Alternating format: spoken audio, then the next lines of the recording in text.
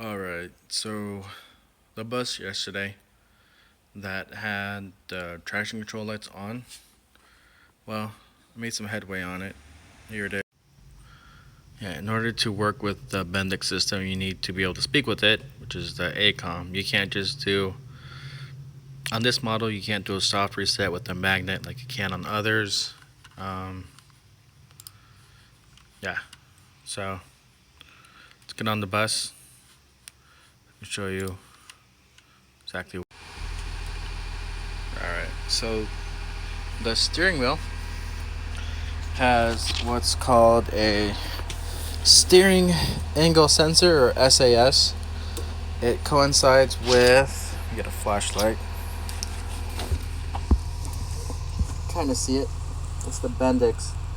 So that's not just the ABS module, but the yaw control, stability control, and just all that stuff. So that works with the steering wheel. So you need to know what steering wheel. See, that one, that one's fine. I just have to, there, now it's off, it's fine. So with the traction control and the yaw control, it needs to know what angle the steering wheel is at before it kicks in. So we had to recalibrate that. So, and just before this bus threw that code, the steering shaft was replaced under warranty.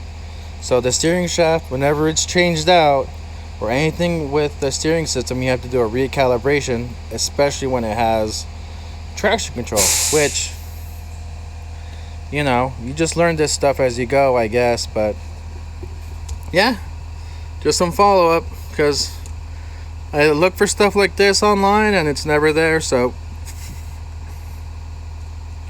happy trails. Let me know if I can help.